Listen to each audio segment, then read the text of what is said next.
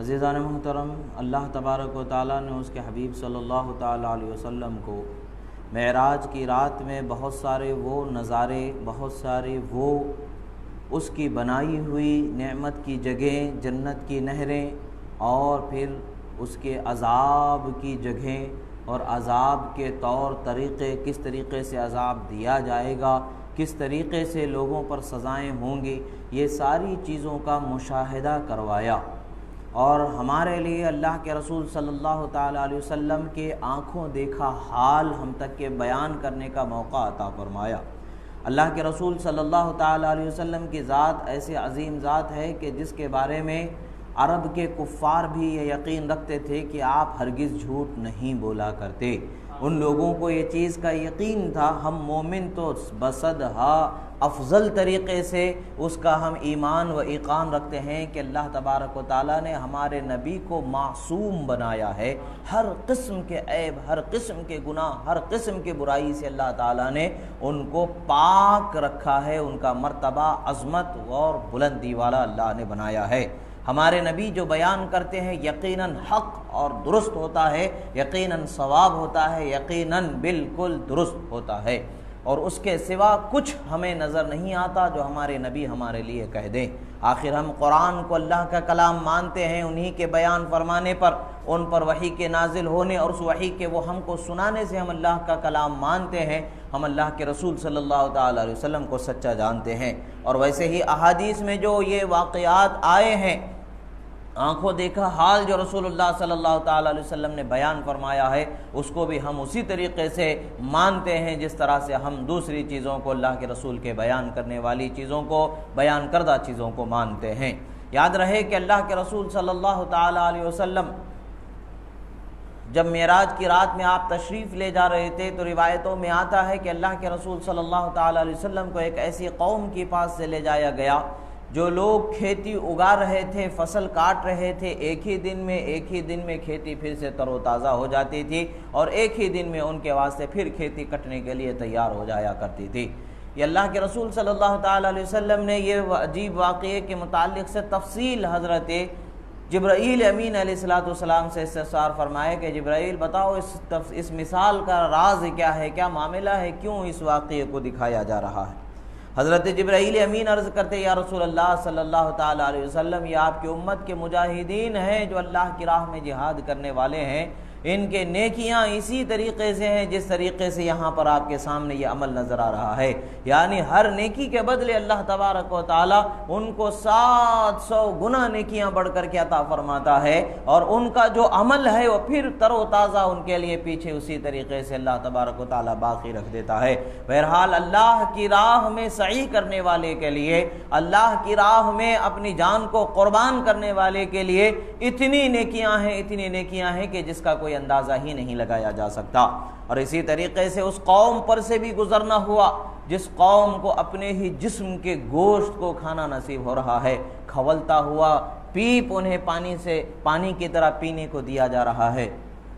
معاملہ کیا ہے، بات کیا ہے، حیران ہے، عقل ہماری حیران رہ جاتی ہے، بات کیا ہے۔ یہ وہ لوگ ہیں جو لوگوں کے ساتھ ناانصافی کیا کرتے تھے، بیاج کھانے والوں کے ساتھ اس قدر سخت عذاب دیا جا رہا تھا، اور ایک قوم کے پاس سے رسول اللہ صلی اللہ تعالی علیہ وسلم کا گزر ہوتا ہے۔ آپ دیکھتے ہیں کہ وہاں پر بڑے بڑے وزنی پتھروں سے ان کے سروں کو پھوڑا جا رہا تھا، اور جیسے ہی سر پھوڑ دیے جاتے کچھ دیر کے بعد پھر سر اچھے ہو جاتے اور پھر سر کو پھوڑ دیا جاتا۔ اسی طریقے سے وہاں پر عمل بار بار دہرایا جا رہا تھا۔ حضرت جبرائیل امین اس کی تفصیل یوں عرض کرتے ہیں اللہ کے رسول صلی اللہ تعالیٰ علیہ وسلم، معاملہ یہ ہے کہ یہ وہ لوگ ہیں کہ جو نماز کے وقتوں پر، جو فرض نماز ہوا کرتی ہیں ان کے وقتوں پر یہ ان کے سر بھاری ہو جایا کرتے تھے، وزن ہو جایا کرتے تھے، نماز کی ادائیگی کے لیے سجدے میں جھکنے کو ان کے سر بے چین نہیں، وزن سے یہ آرام کرنا چاہتے تھے،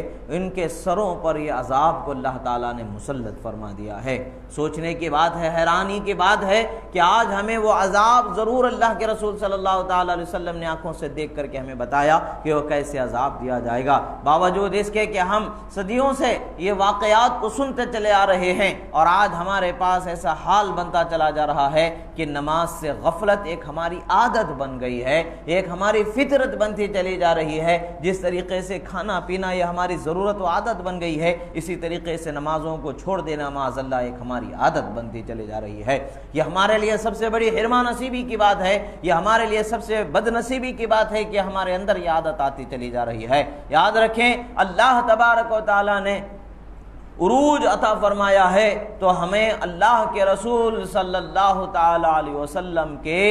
اطاعت اور فرما برداری کرنے پر ہی ہمیں اللہ تعالیٰ نے عروج و بلندی عطا فرمائی ہے، اور جو اللہ تعالیٰ نے جو عبادتیں ہم پر فرض ادا کر دی ہیں ان عبادتوں کے ادا کرنے میں ہمیں کوئی تعمل نہیں ہونا چاہیے۔ جہاں ہم تعمل کرتے ہیں تو ہمارے ساتھ میں وہ اعمال ہمارے اس طریقے سے آتے ہیں کہ ہمیں حیرانی کے ساتھ ساتھ دردناک عذاب کا بھی سامنا کرنا ہوگا۔ وہ لوگ جو زکوٰۃ نہیں ادا کر رہے ہوتے ہیں وہ اپنے ہی جسم کو لوچ کر کے کے جھنجھوڑ کر کے کھا رہے ہوتے ہیں، اور اپنے ہی جسم کا نکلنے والا رسنے والا پیپ پیالہ بھر کر کے کھولتا ہوا انہیں دیا جائے گا، اور وہ پیتے ہوئے وہ اپنی زندگی وہاں حشر میں قیامت میں جہنم کی زندگی انہیں گزارنی پڑے گی۔ عزیزان محترم، یاد رکھیں ابھی رمضان ہماری نگاہوں کے سامنے ہے، جو ہمارے مال ہیں، ہمارے متاع ہیں، اس میں ہماری ضرورت اور حاجت اصلیہ سے زیادہ جو ہمارا مال ہے جو نصاب کو پہنچ جاتا ہے، اس نصاب کے پہنچنے والے مال کا برابر حساب لگا کر کے زکوٰۃ ادا کریں۔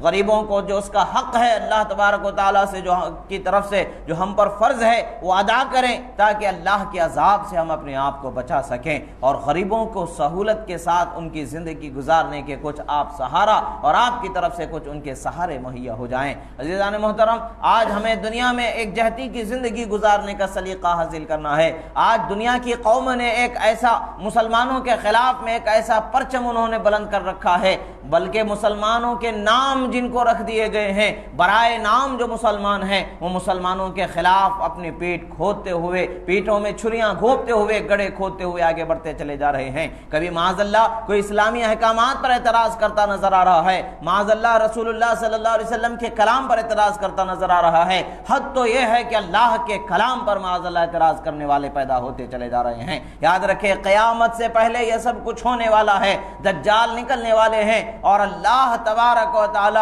مومنوں کو ایک ایسی آزمائش کا سامنا ہے، اللہ تعالیٰ جسے چاہے گا اسے ہی کامیابی میسر آنے والی ہے۔ آج کے زمانے میں ہمیں یقیناً وہ بات کو اپنے ذہن و فکر میں محفوظ رکھنا ہے۔ اللہ کے رسول صلی اللہ تعالی علیہ وسلم نے ارشاد فرمایا ہے کہ قیامت کے قریب لوگوں کو اپنا ایمان بچانا ایسا مشکل اور ایسا دشوار ہوگا جیسا کہ ہتھیلی کے اندر انگارے کو رکھنا مشکل ہوگا۔ ہتھیلی میں انگارے کو رکھنا، انگار کے ڈلے کو رکھنا جتنا مشکل ہے، اسی طرح سے ایمان کا بچانا مشکل نظر آ رہا ہوگا۔ یاد رکھیں کہ کبھی کوئی قرآن کے کم یا زیادہ ہونے پر گفتگو کرنے والا ہوگا، معاذ اللہ کوئی قرآن احکام کو بدلنے کی خواہش کرنے والا ہوگا، معاذ اللہ قرآن آیتوں کو معاذ اللہ صد بار معاذ اللہ مٹا دینے کی خواہش رکھنے والا ضرور پیدا ہوگا۔ یاد رکھیں، قیامت تک کے ہر زمانے میں کوشش کرنے والے کوشش کرتے رہے اور ناکام ہوتے رہے ہیں، آج بھی ناکام ہوں گے، قیامت تک کے ناکام ہونے والے ہیں یقیناً، اس لیے کہ اللہ کے کلام کی حفاظت اللہ خود فرمانے والا ہے۔ اللہ نے فرمایا انا نحن نزلنا الذکر وانا له لحافظون، ہم ہی اس کلام کے، اس دین کے نازل کرنے والے ہیں اور ہم ہی اس کے حفاظت کرنے والے ہیں۔ یقیناً لوگوں کے، مرتد لوگوں کے خواہش کر لینے سے، کفار کے خواہش کر لینے سے بظاہر نام کچھ اور بھی وہ رکھ لیں، ہمیں اس سے غرض نہیں ہے۔ قرآن پر انگلی اٹھانے والے یقیناً مٹ گئے ہیں، مٹ رہے ہیں اور قیامت تک کے مٹنے ہی والے ہیں۔ یاد رکھیں کہ قرآن کے ساتھ مضبوطی کے ساتھ جڑے رہنا یہ ہماری ذمہ داری ہے۔ قرآن کے ایک حرف کے کمی بیشی کا بھی ہمیں یہ عقیدہ نہیں ہونا چاہیے، معاذ اللہ ایک حرف بھی کم زیادہ نہیں، جتنا قرآن ہے اتنا ہی ہے، اس میں نہ ایک حرف زیادہ ہے نہ ایک حرف کم ہے، اس میں ہمارا یہی عقیدہ ہونا چاہیے۔ اللہ کے فضل سے اللہ نے ہمیں دین متین عطا فرمایا ہے، اس کے رسول صلی اللہ تعالی علیہ وسلم کی اسوہ اور اور ان کی زندگی ہمارے لیے اللہ تبارک و تعالیٰ نے نمونے کے طور پر عطا فرمایا ہے۔ یاد رکھیں عزیزان محترم، یہ معراج کا جو واقعہ ہے ہمیں اللہ کے رسول صلی اللہ تعالیٰ علیہ وسلم کی طرف سے ملنے والے، اللہ کی طرف سے ملنے والے انعامات، بشارتیں اور ہم گناہگاروں کے لیے ڈرانے والی وہ خوفناک عذاب کی آنکھوں دیکھے مشاہدات کے بیان کرنے کا وقت ہے کہ ہمیں اپنے آپ کو سنبھالنے کا وقت ہے۔ عزیزان محترم، اللہ کے رسول صلی اللہ تعالیٰ علیہ وسلم کی زندگی، اللہ کے رسول صلی اللہ تعالیٰ علیہ وسلم نے جو حقانیت و صداقت کے ساتھ گزاری، اس حقانیت و صداقت کا اثر جن صحابہ کرام نے لیا ہے، وہ صحابہ کرام نے اپنی زندگی کو قربان کر ڈالا ہے۔ قرآن کی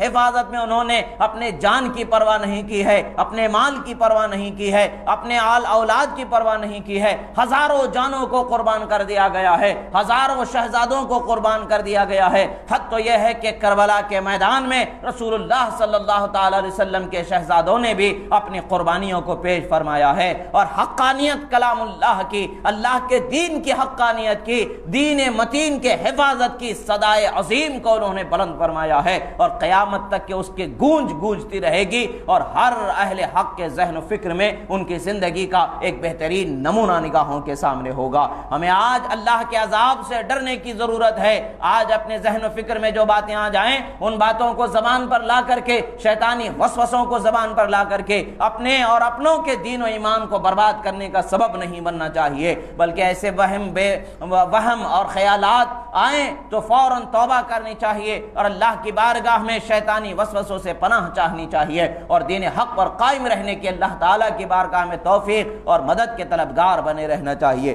اللہ کے رسول صلی اللہ تعالیٰ علیہ وسلم نے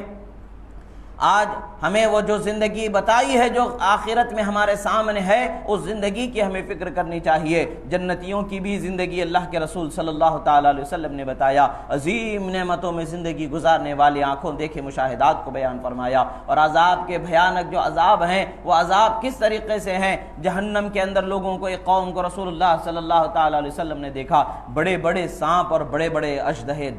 ڈس رہے ہیں، کاٹ رہے ہیں، ان کا زہر ان کے جسموں میں اترتا چلا جا رہا ہے۔ عزیزان محترم، یہ معاملہ کیا ہے، بات کیا ہے؟ گناہگاروں کا معاملہ جب پوچھا گیا، جواب میں حضرت جبرائیل امین نے خلاصہ فرمایا، یہ برائی کرنے والے لوگ ہیں، یہ گناہ کرنے والے لوگ ہیں، یہ حرام کرنے والے لوگ ہیں، یہ زنا کرنے والے لوگ ہیں، یہ شراب پینے والے لوگ ہیں، یہ شرابیوں کی مدد کرنے والے ہیں۔ الغرض گناہگاروں پر ہونے والے ایک ایک عذاب کو رسول اللہ صلی اللہ تعالی علیہ وسلم نے مشاہدہ فرمایا اور آنکھوں سے دیکھا اور ہمیں بیان فرمایا۔ یہ اللہ کے رسول صلی اللہ تعالی علیہ وسلم نے ہمیں اللہ کے ڈر کو یاد دلایا ہے، اور اگر ہم اس کو فراموش کر دیتے ہیں اور اگر ہم اسے بھلا دیتے ہیں تو پھر قیامت میں ہم اپنے لیے کچھ تیاری نہیں کر پائیں گے۔ آج ہمارے پاس زندگی کا وقت ہے، جو تیار کرنا ہے تو آج ہم تیار کر سکتے ہیں، کل قیامت میں ہم کچھ تیار نہیں کر پائیں گے۔ مرنے کے بعد ہمارے پاس تیاری کا وقت، جو فرصت کا اللہ نے دیا تھا، سب ختم ہو جائے گا۔ زندگی جب تک کہ خدا نے ہمارے لیے رکھی ہے،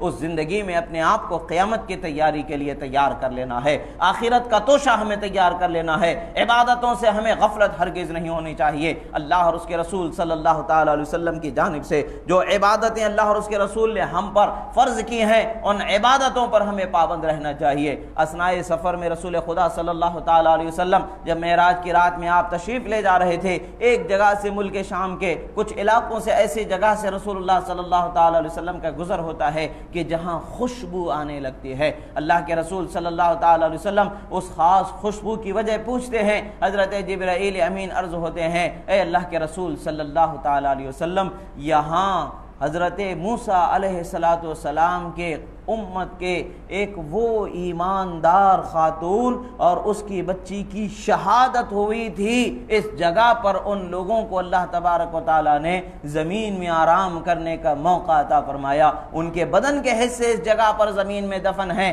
یہاں سے خوشبو پھوٹ رہی ہے۔ معاملہ کیا تھا؟ حضرت موسیٰ علیہ السلام کے زمانے میں حضرت موسیٰ علیہ السلام پر ایمان لائی ہوئی ایک خاتون تھیں. اس خاتون کا معاملہ یہ تھا کہ فرعون کی بیٹی کے بال سنوارنا اس کی ذمہ داری تھی اور وہاں پر کنگھی چوٹی کرنا، اس کے بالوں کی دیکھ رکھ کرنا ذمہ داری تھی. خادمہ تھی، نوکر تھی، مگر اللہ کے پیغمبر، اللہ کے رسول حضرت موسیٰ علیہ نبینا علیہ الصلوۃ والسلام پر ایمان لائی ہوئی عورت تھی. معاملہ یہ ہوا کہ ایک مرتبہ اس کے ہاتھ سے کنگھی چھوٹ کر کے زمین پر گر گئی تو وہ کنگھی اٹھاتے وقت پر بسم اللہ کہہ کر کے اس کنگھی کو اس نے اٹھا لیا، یعنی اللہ کا نام لے کر کے اس نے اس کنگھی کو اٹھا لیا. فرعون کی بیٹی نے اس کو سن لیا، کہتی ہے کہ تم نے کیا کہا ہے؟ وہ کہتی ہے میں نے میرے رب کا نام لیا ہے. وہ کہتی ہے کیا تیرا رب میرے باپ کے علاوہ بھی کوئی اور ہے؟ وہ کہتی ہے تیرے باپ کا سب کا رب میرا رب ہے، جسے موسیٰ علیہ السلام نے بیان فرمایا ہے. اللہ رب العزت میرا رب ہے، میں اسی کی بندی ہوں، میں اسی کی عبادت کرنے والی ہوں.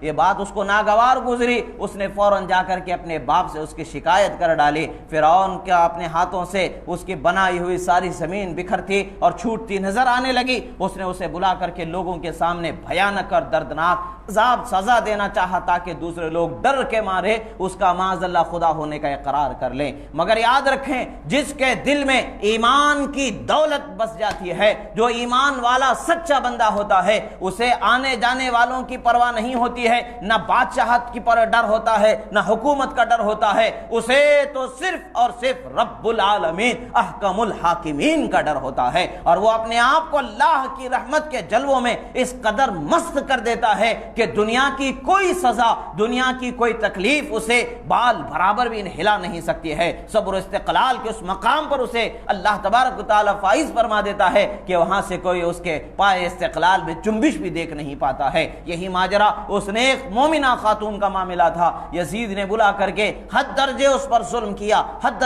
ظلم کیا کہ موسیٰ علیہ السلام کے دین کو چھوڑ دے اور مجھے خدا مان لے معاذ اللہ. وہ خاتون نے یہی کہا میری جان جائے تو جائے، بلا سے مجھے اس کی پرواہ نہیں ہے، میں نے میرے رب کو جانا ہے، اب اس کا میں کبھی چھوڑ نہیں سکتی ہوں. میرا رب اللہ ہے جو تیرا بھی رب ہے، میرا بھی رب ہے، ہر مخلوق کا وہی رب ہے، ہر کائنات کو، ساری کائنات کو اسی نے پیدا فرمایا ہے. یہ عظیم الشان استقلال کو دیکھ کر کے فرعون نے اپنے درباریوں کے چہروں کو دیکھا، ان کے چہروں کے اندر بھی رد و بدل ہوتا نظر آیا تو اس نے اپنے ہاتھ سے روب و دبدبے کی باغ چھوٹتی نظر آئی اس کو، تو اس نے فوراً کیا کیا، اس خاتون کے دودھ پیتے بچے کو اٹھا کر کے جلتے ہوئے تندور میں انگار میں ڈال دیا. ایک پل کے لیے ماں ہونے کی حیثیت سے لرز جاتی ہے، مگر تندور میں گرتے ہی اس بچے کی آواز آتی ہے اے اماں صبر کے ساتھ رہ جانا، بشارت ہے تجھے اور مجھے کہ ہمیں اللہ نے دین حق کی حقانیت کو ماننا نصیب فرمایا ہے. یہ آواز سننے کے بعد اس میں اور استقلال پیدا ہوتا ہے. آخر کار اس خاتون کو بھی اسی طریقے سے جلا کر کے خاک کر دیا جاتا ہے، مگر خاک ہو کر کے بھی خاک میں ایسی خوشبو پیدا کر دیا گیا کہ اللہ تبارک و تعالیٰ نے شب معراج جو مشاہدات اس کے حبیب کو فرمایا، ان مشاہدات میں اس کی خوشبو کو بھی رسول اللہ صلی اللہ علیہ وسلم نے جانا. اللہ تبارک و تعالیٰ کی بارگاہ میں کیسا عظیم اللہ نے اسے موقع عطا فرمایا. آج بھی ہمارے نگاہوں کے سامنے وہ وقت آنے والا ہے، اپنے دین اور اپنے ایمان کے حفاظت کے لیے ہمیں اسی طریقے سے قربانیوں سے ہمیں گزرنا ہوگا. یاد رکھیں اب تک کہ زندگی جو آسانی سے گزر گئی، مگر آنے والی زندگی اتنی آسان ہوگی اس کا تصور نہ رکھیں، تصور نہیں. اللہ کے رسول صلی اللہ علیہ وسلم نے فرمایا بدأ الاسلام غریبا وسيعود غریبا فطوبى للغرباء، او کما قال صلی اللہ علیہ وسلم. اللہ کے رسول نے فرمایا اسلام بہت ہی پریشان حالی کے دور سے گزرا ہے ابتدا میں، اور آخر میں بھی اسی حال میں لوٹ جائے گا، اور اس وقت پر جو صبر کر کے زندگی گزار دیں گے ان کے لیے بشارتیں ہی بشارتیں ہیں، خوشخبریاں ہی خوشخبریاں ہیں. ہمیں بھی اللہ کے رسول صلی اللہ علیہ وسلم کے اس عظیم فرمان پر نظر رکھنی چاہیے. اپنے بچوں کے ذہن و فکر میں ایمان کی عظمت کو مضبوط بٹھانا چاہیے. جان مال جائے تو بلا سے 1000 مرتبہ جان مل جائے چلے جائے، ہمیں اس سے کوئی فکر نہیں، کوئی غم نہیں ہے. ایمان کبھی ہمارے ہاتھ سے نہ جانے پائے. دولت ایمانی کے حفاظت کے لیے ہمیں اپنے جان مال کی کبھی پرواہ نہیں ہونی چاہیے. ہاں ہمارا مذہب کسی پر ظلم کرنا ہمیں نہیں سکھاتا ہے، کسی کو تکلیف دینا ہمیں نہیں سکھاتا ہے، ایذا پہنچانا ہمیں نہیں سکھاتا ہے. ہاں ہمارا مذہب ہمیں اپنے مذہب پر مضبوطی سے قائم رہنا ضرور سکھاتا ہے، اور ایسا مضبوط بنا دیا جاتا ہے جو سچا انسان ہوتا ہے، جو سچا مسلمان ہوتا ہے۔ کبھی 6 مہینے کی بچے کی قربانی ہوتی ہے تو کبھی اس سے کم کی قربانی ہوتی ہے، تو کبھی 60 سال، کبھی 70 سال، کبھی 80 سال کے عظیم عمر رسیدہ لوگوں کی قربانی بھی پیش کی جاتی ہے۔ مگر قربانی دینا تو یہ ہماری شان ہے، اللہ نے مومنوں کو وہ شان عطا فرمائی ہے۔ جانوں کا نذرانہ پیش کرنا اور اس نذرانے کے پیش کرنے کے لیے خوشی خوشی قدم بڑھانا، یہ مومنوں ہی کو اللہ تعالیٰ نے شان و حصہ عطا فرمایا ہے۔ ہر انسان اپنی جان کو چاہتا ہے، جان کی خواہش کرتا ہے، بچانا چاہتا ہے، مگر مومن وہ ہوتا ہے جو خدا کی راہ میں اپنی جان کو لٹا دینا چاہتا ہے، اور ایسا لٹانا چاہتا ہے کہ رسول اللہ کے چہرے کے ایک مسکراہٹ پر سب کو قربان کر دیا جاتا ہے۔ صحابہ کرام احد کے میدان میں رسول اللہ صلی اللہ تعالی علیہ وسلم کے عظیم صحابہ کرام میدان جنگ میں زخمی ہیں، ایک صحابی رسول ہیں میدان جنگ میں زخمی ہیں، اور ان کا حال یہ ہے کہ نہ کھڑے ہو سک رہے ہیں، نہ چل سک رہے ہیں، نہ بیٹھ پا رہے ہیں، زخموں سے بدن چور ہے، جسم کے اندر نہ جانے کتنے تیر پیوست ہیں، نہ جانے کتنے تلوار کے زخم ہیں۔ آپ ان زخموں کی حالت میں بھی اپنے آپ کی پرواہ نہیں کر رہے ہیں، اپنی جان کی پرواہ نہیں ہو رہی ہے، کسی چیز کی پرواہ نہیں ہو رہی ہے۔ پرواہ ہو رہی ہے تو صرف اور صرف میرے آقا مولا رحمت عالم صلی اللہ تعالی علیہ وسلم کہاں ہیں۔ وہ صحابہ سے پوچھتے ہوئے، گھسٹتے ہوئے وہاں پر اسی حال میں رسول اللہ کے قریب پہنچ جاتے ہیں۔ جب نگاہ مبارک رسول اللہ کی مبارک چہرے پر پڑ جاتی ہے، اور چہرہ وہ ایسا کہ جس کو دیکھ کر کے انسان ہر غم کو بھلا دیا کرتا ہے، غموں کو غم آ جائے مگر مومن کو ایسا سکون آ جائے کہ جنت بھی اس کے سامنے ہیچ نظر آئے، وہ چہرے کے دیدار کا انہیں شرف مل جاتا ہے۔ سرکار مسکراتے ہوئے ان کی طرف ایک نظر فرماتے ہیں، وہ صحابی فرماتے ہیں فزت برب الکعبہ، رب کعبہ کی قسم اب میں کامیاب ہو گیا۔ سرکار کے قدموں پر جان لٹا دیا کرتے ہیں۔ عام طور پر اس حال میں جب انسان ہوتا ہے، جان بچانے کی کوشش کرتا ہے، کوئی مریض ایسے حال میں پہنچ جاتا ہے، زخمی اس حال میں پہنچ جاتا ہے، کوئی طبیب علاج کرنے والا، مرہم پٹی لگانے والا، اس کے خون بہتے ہوئے خون کو روکنے والے کی تلاش کرتا ہے۔ مگر مومن کی شان یہ نہیں کہ وہ اپنی جان کے بچانے کے لیے ادھر ادھر تلاشتا پھرتا رہے۔ مومن کی زندگی تو راہ خدا میں شہید ہونے کے بعد خدا عطا فرما دیتا ہے۔ اللہ فرماتا ہے وَلَا تَقُولُوا لِمَنْ يُقْتَلُ فِي سَبِيلِ اللَّهِ أَمْوَاتٌ بَلْ أَحْيَاءٌ وَلَكِنْ لَا تَشْعُرُونَ، اور تم یہ نہ کہو جو اللہ کی راہ میں مر جاتے ہیں مردہ، انہیں یہ نہ کہو بلکہ وہ زندہ ہے جن کی زندگی کا تم شعور بھی نہیں کر سکتے ہو۔ مومنوں کو وہ شان اللہ تعالیٰ عطا فرماتا ہے۔ اور ہماری نگاہوں کے سامنے بھی قیامت چونکہ ہمارے بہت قریب آتی چلی جا رہی ہے، اور فتنے بہت پھیلتے چلے جا رہے ہیں، بہت سارے فتنے ہماری نگاہوں کے سامنے ہیں، ان فتنوں میں ہمیں مضبوط ثابت قدم رہنا ہے۔ عزیزان محترم، وہ دین، وہ طریقہ جو ہمارے بزرگوں نے، ہمارے اسلاف نے ہمیں عطا فرمایا ہے، حضرت خواجہ پاک نے جو طریقہ ہمیں عطا فرمایا ہے، حضرت غوث اعظم نے جو طریقہ ہمیں عطا فرمایا ہے، حضرت شہاب الدین سہروردی نے جو طریقہ عطا فرمایا ہے، حضرت خواجہ نقشبند نے جو طریقہ عطا فرمایا ہے، حضرت ابو الحسن شاذلی نے، امام رفاعی نے، امام اعظم نے، امام مالک نے، امام شافعی نے، امام احمد ابن حنبل نے، امام بخاری وغیرہ، یہ ہمارے ائمہ کرام نے جس دین کا راستہ ہمیں بتایا ہے، جس دین کے روشن مینار، روشن چراغ جنہیں خدا تبارک و تعالیٰ نے بنایا ہے، انہی کے نقش قدم پر چلنا ہمارے لیے کامیابی اور نجات کا راستہ ہے۔ اگر ہم اس کو چھوڑ دیتے ہیں اور ہم اس سے ہٹ جاتے ہیں، یقیناً بہک جائیں گے، چونکہ یہ سب کے سب اہل بیت اطہار و صحابہ کرام رضوان اللہ علیہم اجمعین کے نقش پا پر اللہ تعالیٰ نے انہیں قائم فرمایا، اور اللہ تبارک و تعالیٰ کا فضل خاص انہیں حاصل ہے، اور ان کے ساتھ ہم ہو جائیں تو یقیناً اللہ تعالیٰ ہمیں کامیاب فرمائے گا۔ قیامت میں اللہ ندا فرمائے گا، ہر قوم کے پیشوا کے ساتھ اسے پکارا جائے گا، یوم ندعو کل اناس بامامہم، قیامت کے دن جب ان کے پیشواؤں کے ساتھ انہیں پکارا جائے گا، اٹھایا جائے گا، تو ہم خوش نصیب ہوں گے، ہمیں پکارا جائے اے حسین کے غلاموں اٹھو حسین کے ساتھ چلے جاؤ، اے حسن کے غلاموں اٹھو حسن کے ساتھ چلے جاؤ، اے علی کے غلاموں اٹھو علی کے ساتھ چلے جاؤ، اے غوث کے دیوانوں اٹھو غوث کے ساتھ چلے جاؤ، اے خواجہ کے دیوانوں اٹھو خواجہ کے ساتھ چلے جاؤ، اس لیے کہ ہم غلام ہیں، یہ آقاؤں کو اللہ تعالیٰ نے ہمیں عطا فرمایا ہے، اور یہ ہمارے امام ہیں، اور قیامت میں جب اللہ تعالیٰ ان کے ساتھ ہمیں اٹھائے گا تو یقیناً یہ جنتی ہیں، اور ان کے صدقے میں ہمیں بھی اللہ تعالیٰ جنتی ہونا نصیب فرما دے گا۔ عزیزان محترم، آج کی رات جو شب معراج کی گزری، اللہ تبارک و تعالیٰ نے اس کے حبیب صلی اللہ تعالیٰ علیہ وسلم پر بے پناہ انعام فرمائے، اور جب رسول اللہ صلی اللہ تعالیٰ علیہ وسلم بیت المقدس شریف تشریف فرما ہوئے، انبیاء کرام کی صف در صف وہاں جمع ہوئے، ہوئے ہیں اور سرکار وہاں جا رہے ہیں۔ اللہ تعالیٰ نے فرمایا الذی بارکنا حولہ، وہ مسجد اقصیٰ جس کے ارد گرد اطراف و جوانب نے برکتوں ہی برکتوں کو اللہ نے رکھ دیا ہے۔ وہ برکتیں کیا ہیں؟ انبیاء کرام کے مزارات وہاں پر تشریف ہیں۔ حضرت موسیٰ علیہ السلام اپنی مزار میں نماز پڑھ رہے تھے کھڑے ہو کر کے، رسول اللہ براق سے جاتے ہوئے ان کو نماز پڑھتا ہوا دیکھتے ہیں اور وہاں پہنچ جاتے ہیں۔ جب وہاں پہنچتے ہیں تو صف انبیاء 1,24,000 کم و بیش جو پیغمبران وہاں تشریف فرما ہے، ہر پیغمبر رسول اللہ کے استقبال کو وہاں تشریف فرما ہے۔ ان میں حضرت موسیٰ علیہ السلام بھی وہاں تشریف فرما ہے۔ بات کیا ہے، ماجرا کیا ہے؟ براق کی رفتار تو اتنی کی نگاہوں کی حد جہاں ختم ہو جائے، ایک قدم تو وہاں سے بھی دوسرا قدم، پلک جھپکنا تو بہت دور کی بات ہے، اس سے 1000ویں حصے میں اس چیز کو وہ طے کرتے چلے جائے۔ اتنی رفتار کے باوجود یہاں نماز پڑھ رہے ہیں، وہاں ان کا استقبال کر رہے ہیں۔ کیا معاملہ ہے؟ اولیاء جواب دیتے ہیں سرکار کا سفر سیر کا سفر تھا، سیر کرائی جا رہی تھی، مشاہدہ کرایا جا رہا تھا، تو اطمینان کا سفر تھا، اور سفر جس پر ہو رہا تھا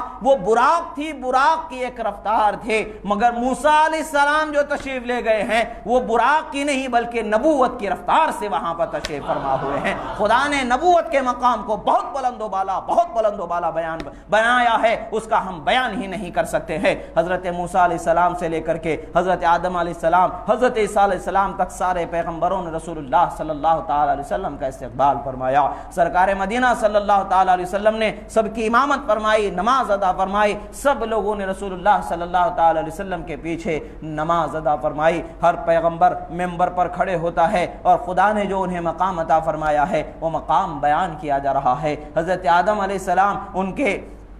صفی اللہ ہونے کا بیان فرماتے ہیں، حضرت نوح علیہ السلام نجی اللہ ہونے کا بیان فرماتے ہیں، حضرت موسیٰ علیہ السلام کلیم اللہ ہونے کا بیان فرماتے ہیں، حضرت داؤد علیہ السلام خلیفۃ اللہ ہونے کا بیان فرماتے ہیں، حضرت عیسیٰ علیہ السلام روح اللہ ہونے کا بیان فرماتے ہیں۔ اللہ کے رسول صلی اللہ تعالی علیہ وسلم کی باری آتی ہے، اللہ کے رسول منبر پر جلوہ فرما ہوتے ہیں، اللہ کے رسول بیان فرماتے ہیں آدم علیہ السلام نے جو کہا وہ بالکل درست کہا، سبوں نے سارے انبیاء کرام نے جو جو نعمتوں کا خدا نے انہیں عطا فرمائی ہیں، جو عظمتیں رفعتیں عطا فرمائی ہیں، اس کا جو بیان کیا وہ بالکل درست ہے، اس کی تصدیق کے ساتھ فرماتے ہیں، اور آخر کار فرماتے ہیں سنو الا وانا حبیب اللہ ولا فخر، فرماتے ہیں سنو سب اپنی جگہ پر مقام ان کا اونچا و بلند و بالا ضرور ہے، اور میرا مقام خدا نے مجھے محبوب بنایا ہے، مجھے اس پر فخر نہیں ہے۔ اللہ کے رسول صلی اللہ تعالی علیہ وسلم نے اپنی شان اور اپنے مقام و مرتبے کا بیان فرماتے ہیں۔ اللہ کے رسول صلی اللہ تعالی علیہ وسلم کی خدمت میں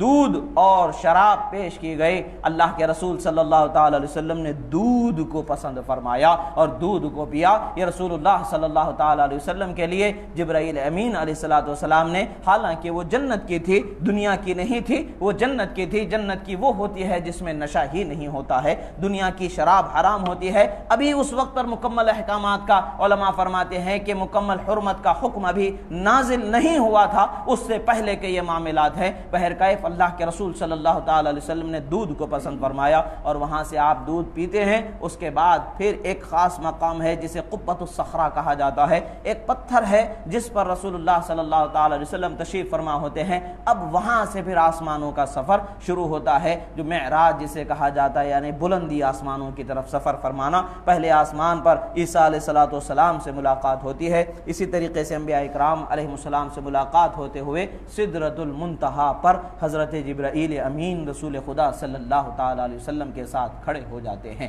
اب جب سدرۃ المنتہا پر کھڑے ہو جاتے ہیں، اس کے بعد کے کیا معاملات ہیں، اللہ کے رسول صلی اللہ تعالی علیہ وسلم کی کیا شان اللہ نے عطا فرمایا ہے۔ یہی وہ جبرائیل امین ہے کہ جب حضرت خلیل اللہ ابراہیم علیہ السلام کو نمرود کی دہکائی ہوئی آگ میں ڈالا جا رہا تھا، پوچھتے ہیں اے خلیل اللہ، اے ابراہیم علیہ السلام، کچھ آپ کی خواہش ہو تو بتائیں، مقام سدرۃ المنتہا پر پہنچ کر کے رب ذوالجلال کی بارگاہ میں عرض کر دیا جائے۔ ایک خاص مقام ہے جہاں پر اللہ تبارک و تعالیٰ کرم فرماتا ہے، اس جگہ پر کھڑے ہو کر کے آپ کے عریضہ پیش کر دیا جائے۔ حضرت